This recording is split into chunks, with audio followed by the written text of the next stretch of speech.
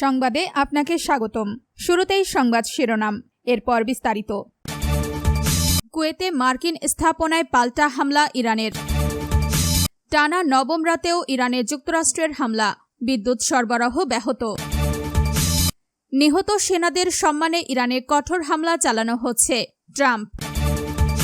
শতাধিক যাত্রী নিয়ে গায়ানা উপকূলে ডুবল ফেরি। আপনি যদি মুসলিমদের পাশে থাকতে চান তাহলে ভিডিওতে লাইক করে চ্যানেলটি অবশ্যই সাবস্ক্রাইব করে দিবেন। এখন বিস্তারিত। কুয়েতে মার্কিন স্থাপনায় পাল্টা হামলা ইরানের। কুয়েতের আলী আল সালেম বিমান ঘাঁটিতে থাকা মার্কিন সামরিক স্থাপনাগুলোকে লক্ষ্য করে হামলা চালিয়েছে ইরান। দেশটির Islamic revolutionary guard corps IRGC এক বিবৃতিতে এই দাবি করেন। খবর আল জাজিরার। দেশটির রাষ্ট্রীয় সম্প্রচার মাধ্যম IRIB এই বিবৃতি প্রকাশ করেছে। বিবৃতিতে বলা হয়েছে, ড্রোন হামলায় একটি আগাম সতর্কীকরণ আর্লি ওয়ার্নিং রাডার ব্যবস্থা ধ্বংস হয়েছে। এছাড়া পৃথক হামলায় বিমান চালনা সংক্রান্ত সরঞ্জামের একটি গুদাম এবং মার্কিন MQ-9 ড্রোন রাখা একটি হ্যাঙ্গারেও আঘাত হানা হয়েছে। এতে কয়েকটি উড়োজাহাজে আগুন ধরে যায় বলে IRGC দাবি করেছে। স্বাধীনভাবে এসব দাবির সত্যতা এখনও নিশ্চিত করা সম্ভব হয়নি। টানা নবম রাতেও ইরানে যুক্তরাষ্ট্রের হামলা, বিদ্যুৎ সরবরাহ ব্যাহত। যুক্তরাষ্ট্রের সামরিক বাহিনী টানা নবম রাতের মতো ইরানের বিভিন্ন সামরিক স্থাপনায় বিমান হামলা চালিয়েছে। মার্কিন সেন্ট্রাল কমান্ড সেন্টকম জানিয়েছে, ইরানের সামরিক কমান্ড সেন্টার, আকাশ প্রতিরক্ষা ব্যবস্থা, উপকূলীয় নজরদারি কেন্দ্র, নৌ সক্ষমতা, ক্ষেপণাস্ত্র ও ড্রোন উৎক্ষেপণ কেন্দ্র এবং যোগাযোগ নেটওয়ার্ককে লক্ষ্য করে এসব হামলা চালানো হয়েছে।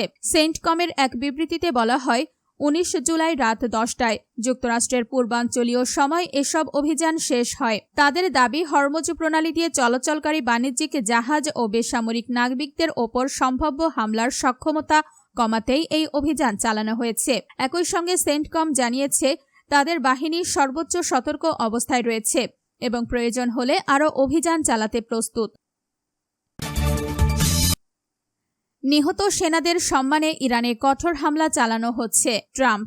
নিহত মার্কিন সেনাদের সম্মান জানাতে যুক্তরাষ্ট্র ইরানে খুব কঠোরভাবে হামলা চালাচ্ছে বলে দাবি করেছে দেশটির প্রেসিডেন্ট ডোনাল্ড ট্রাম্প। বিশ্বকাপের ফাইনাল ম্যাচ শেষে ওয়াশিংটনে ফিরে সাংবাদিকদের সঙ্গে কথা বলার সময় তিনি এই দাবি করেন। ট্রাম্প বলেন, আজ রাতেও আমরা তাদের ওপর খুব কঠোর হামলা চালিয়েছি।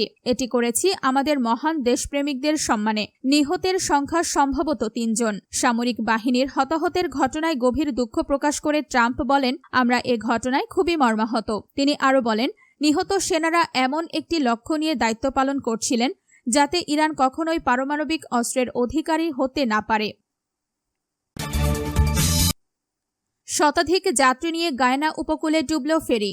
গায়ানার উপকূলে শতাধিক আরোহী নিয়ে একটি যাত্রীবাহী ফেরি ডুবে গেছে। ফেরিটিতে 116 জন যাত্রী ও নাবিক ছিলেন এবং দুর্ঘটনার পর এখন পর্যন্ত অর্ধশতাধিক মানুষকে জীবিত উদ্ধার করা হয়েছে। নিখোঁজ রয়েছেন আরও বহু মানুষ। এটিকে দেশটির ইতিহাসে সবচেয়ে ভয়াবহ নৌ দুর্ঘটনাগুলোর একটি হিসেবে মনে করা হচ্ছে।